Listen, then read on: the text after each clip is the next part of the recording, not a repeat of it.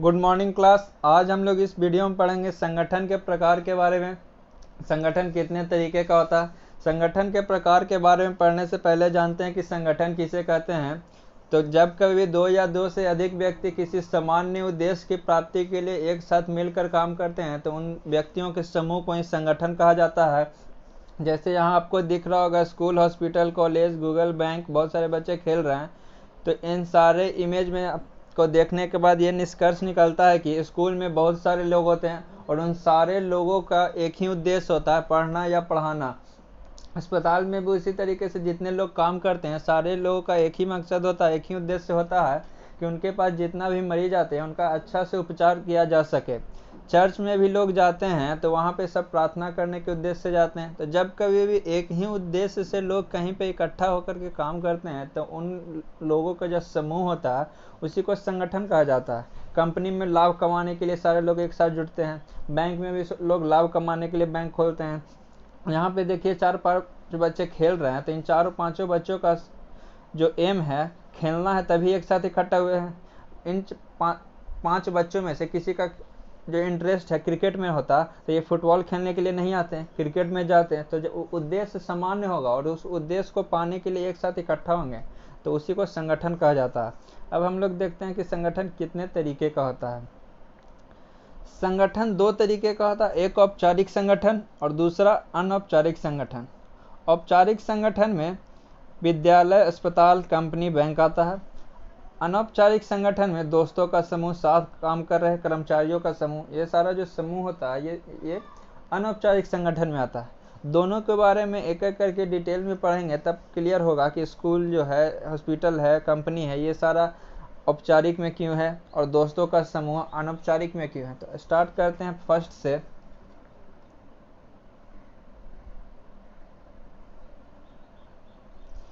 तो सबसे पहला जो हमारा संगठन के प्रकार में है औपचारिक संगठन। औपचारिक संगठन में पहला पॉइंट है, औपचारिक संगठन एक ऐसे संगठन से है जिसमें प्रबंध के प्रत्येक स्तर पर अधिकारियों का अधिकार, कर्तव्य एवं उत्तरदायित्वों की स्पष्ट रूप से व्याख्या कर दी जाती है।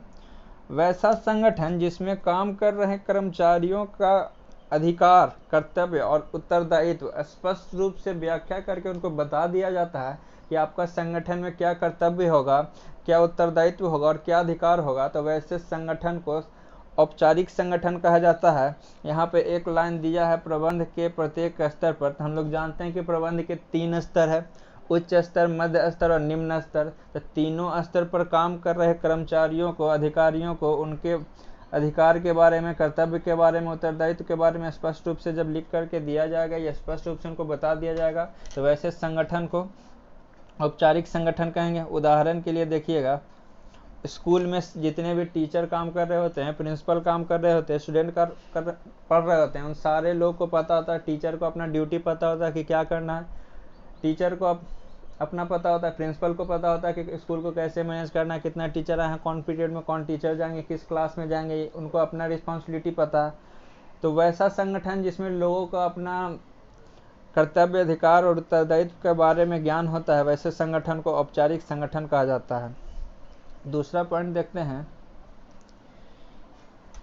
ऐसे संगठन में सत्ता का भारार्पण ऊपर से नीचे की ओर किया जाता है तथा संगठन संरचना का निर्माण संस्था के उद्देश्य को प्राप्त करने के लिए किया जाता है। औपचारिक संगठन में जो सत्ता का भारार्पण किया जाता है, सत्ता का भारार्पण कहने का मतलब है जो लोगों के बीच में टीचर, स्टूडेंट, जैसे स्कूल में सबसे ऊपर प्रिंसिपल होते हैं, उनके नीचे टीचिंग स्टाफ और नॉन टीचिंग स्टाफ दोनों आते हैं, मतलब पढ़ाने वाले कर्मचारी और ना पढ़ाने वाले कर्मचारी। तो इसमें सत्ता का भारार्पण, सबसे ज़्यादा रिस्पॉन्सिबिलिटी, सबसे ज़्यादा जो अधिकार या कर्तव्य, उत्तरदायित्व होता है वो प्रिंसिपल का होता है, उसके बाद टीचर का होता है, उसके बाद स्टूडेंट का होता है। तो जितना भी औपचारिक संगठन है उसमें सत्ता का भारार्पण, मतलब सबसे ज़्यादा भार जो होता है, सबसे ज़्यादा अधिकार जो होता है वो सबसे ऊपर वाला का होता है, उससे नीचे वाले को उससे कम, उसके नीचे वाले को उससे कम। जैसे उदाहरण के लिए देखिएगा, जैसे यहाँ पे एक कंपनी का दिया हुआ है। कंपनी में सबसे हेड होता है प्रेसिडेंट। प्रेसिडेंट के नीचे 2 लोग आते हैं, 2 वाइस प्रेसिडेंट आते हैं जो एक एडमिनिस्ट्रेशन को संभालते हैं, मतलब पूरे संगठन को संभालते हैं और दूसरे इन्वेस्टमेंट का काम करते हैं। तो वाइस प्रेसिडेंट के अंदर 2 लोग आते हैं, फाइनेंशियल मैनेजर और एचआर मैनेजर। तो जितना पावर वाइस प्रेसिडेंट का उतना पावर ये दोनों का नहीं है, और जितना पावर प्रेसिडेंट का उतना पावर वाइस प्रेसिडेंट का नहीं है। तो औपचारिक संगठन में जो अधिकार, उत्तरदायित्व और कर्तव्य होता है ऊपर से नीचे की ओर होता है। ऊपर जो काम करेगा सबसे ज़्यादा अधिकार होगा उसके पास, उसके नीचे वाला का उससे कम, उसके नीचे वाला का उससे कम। तो सत्ता का जो भारारोपण होता है वो ऊपर से नीचे की ओर होता है। और ये जो सिस्टम पूरा स्ट्रक्चर बनाया जाता है कि कौन ऊपर होगा, उसके नीचे कौन होगा, उसके नीचे कौन होगा, ये सारा जो बनाया जाता है उसके पीछे का एक ही उद्देश्य होता है, अपने जो कॉमन लक्ष्य है, कॉमन उद्देश्य उसको प्राप्त करना। जैसे स्कूल के लिए कॉमन उद्देश्य क्या है? पढ़ाना। हॉस्पिटल के लिए कॉमन उद्देश्य क्या है?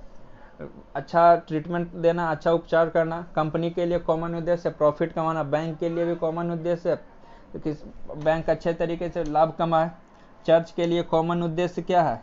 सारे लोग जो आते हैं वहाँ प्रे करने के लिए, प्रार्थना करने के लिए आते हैं।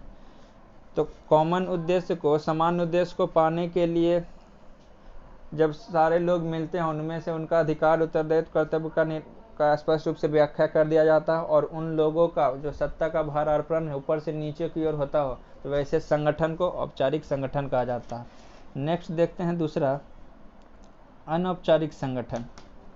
दूसरा है प्रकार है संगठन का अनौपचारिक संगठन। इसका पहला पॉइंट कहता है अनौपचारिक संगठन औपचारिक संगठन के ठीक विपरीत है। पहला पॉइंट में कह रहा है कि अनौपचारिक संगठन औपचारिक संगठन के ठीक विपरीत है। ठीक विपरीत कहने का मतलब जो भी काम जो है औपचारिक संगठन में होता होगा वो अनौपचारिक में नहीं होगा। तो औपचारिक संगठन में क्या होता है? लोगों को उनका अधिकार, उत्तरदायित्व और कर्तव्य के बारे में मालूम होता है। तो इसका अपोजिट हो जाएगा, इसका उल्टा हो जाएगा कि अनौपचारिक संगठन में लोगों को ना उनका कर्तव्य मालूम होगा, ना उनका अधिकार मालूम होगा, और ना उनका कर्तव्य, अधिकार और उत्तरदायित्व, ये तीनों में से किसी का नॉलेज उनमें से किसी के पास नहीं होगा। तो वैसे संगठन को बोला जाता है अनौपचारिक संगठन। जैसे देखिएगा, संस्था में औपचारिक रूप से कार्य करते हुए व्यक्तियों के मध्य जब अनौपचारिक सामाजिक संबंध स्थापित हो जाते हैं तो इन संबंधों के कारण और अनौपचारिक संगठन का जन्म होता है। जब किसी भी औपचारिक संगठन में लोग बहुत दिन तक काम करते हैं, जैसे औपचारिक संगठन का उदाहरण दिए स्कूल, हॉस्पिटल। तब जब स्कूल अब जाते हैं तो शुरू में स्कूल जाते हैं तो दोस्त नहीं बनते हैं। जब लंबे समय 1-2 साल पढ़ लेते हैं तो हम लोग का एक दोस्तों का समूह बन जाता है। और उसमें भी दोस्त आपका वही बनेगा जो आपको पसंद हो, आपके नेचर का हो, आपके स्वभाव को मैच करता हो। आप शांत स्वभाव के हैं तो आपका दोस्ती कभी भी अशांत बच्चे से, उदंड बच्चे से नहीं होगा। तो एक ही जगह पे बहुत दिन तक काम कर लेने से लोगों का जो समूह बन जाता है, आपका जो टीम बन जाता है, आपका दोस्तों का समूह बन जाता है, उन समूह को ही अनौपचारिक संगठन कहा जाता है। यहाँ पे देखिए क्लियरली कहा गया है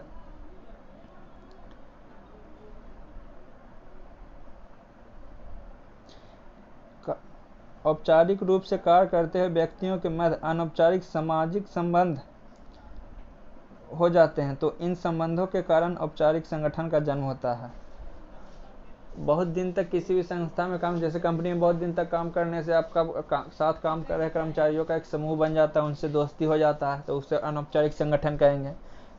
स्कूल में बताएं कि स्कूल में साथ पढ़ते पढ़ते लोगों से दोस्ती हो जाता है, तो उनमें क्या कोई एक बड़ा दोस्त होता है, उसको बड़ा अधिकार होता है कि सारे दोस्त को ऑर्डर देगा। हमारा जो सर्किल होता है, ये जो संगठन बनता है, इसमें कोई बड़ा कोई छोटा नहीं होता, सब समान होते हैं। तो इसीलिए इसको अनौपचारिक संगठन कहा जाता है। प्रोफेसर कीथ डेविस के डेफिनेशन देखिएगा। प्रोफेसर कीथ डेविस के शब्दों में अनौपचारिक संगठन व्यक्तिगत एवं सामाजिक संबंधों का एक ऐसा जाल है जिसे स्थापित करने के लिए किसी औपचारिक संगठन की आवश्यकता नहीं पड़ती है। कीथ डेविस बताते हैं कि अनौपचारिक संगठन को बनने के लिए, अनौपचारिक संगठन का उत्पत्ति होने के लिए औपचारिक संगठन का होना जरूरी है। जरूरी नहीं है कि औपचारिक संगठन में लंबे समय तक काम कर रहे हैं तभी अनौपचारिक संगठन बनेगा। कभी कभी देखते होंगे कि ऐसे ही किसी कहीं ट्रिप पर जा रहे हैं, कहीं पिकनिक पे गए हो तो आप जिसके साथ ट्रैवल करते हुए जाते हैं तो बोलते हुए बातचीत करते हुए उससे अच्छा दोस्ती हो जाता है, तो वहाँ पे भी एक ग्रुप बन जाता है। तो क्या हम लोग, वो एक औपचारिक संगठन था, वहाँ पे हम लोग बहुत दिन से काम कर रहे थे? नहीं।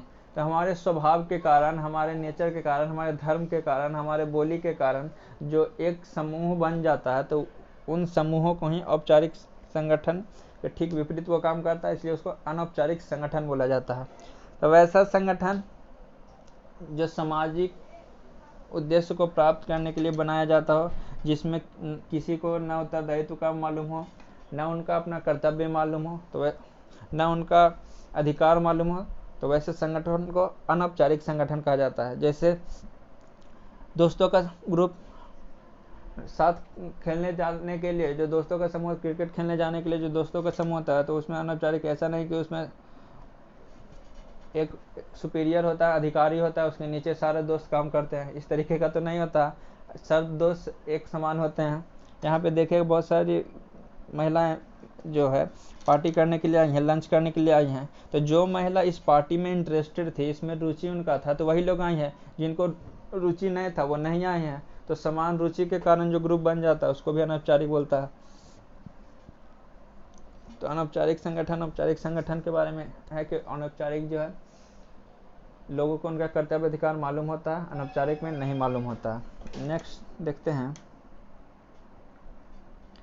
यहाँ पे औपचारिक अनौपचारिक के बीच में डिफरेंस देखिएगा।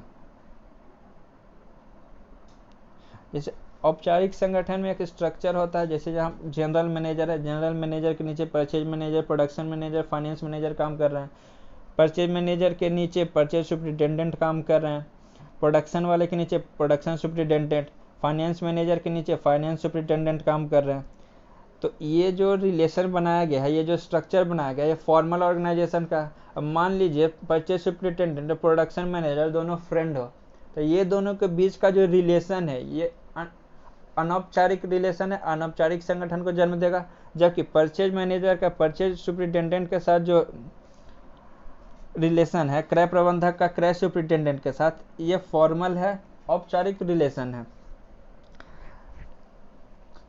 औपचारिक संगठन में औपचारिक का जो ढांचा बनाया जाता है उसमें लोगों का जो संबंध होता है, तो उसके कारण जो संगठन तैयार होता है वो औपचारिक संगठन में आता है। वही औपचारिक संगठन संरचना के विपरीत या उसके अलग से जो काम करता है वो अनौपचारिक संगठन में आता है। जैसे यहाँ पे क्लियर लाइन से जो डिनोट किया जा रहा है वो औपचारिक संगठन है, और डॉट डॉट लाइन से जो रिप्रेजेंट किया गया है वो अनौपचारिक संगठन है। क्रय सुपरिटेंडेंट का उत्पादन मैनेजर के साथ जो है, उत्पादन प्रबंधक के साथ जो रिलेशन है वो अनौपचारिक है। उसी तरीके से जनरल मैनेजर और वित्त सुपरिटेंडेंट दोनों के बीच में अगर रिलेशन बनता है तो ये अनौपचारिक संगठन को जन्म देगा। तो ऑर्गेनाइजेशन स्ट्रक्चर के को ना फॉलो करते हुए जो रिलेशन इनबिल्ट होता है उसके कारण अनौपचारिक संगठन का उत्पत्ति होता है।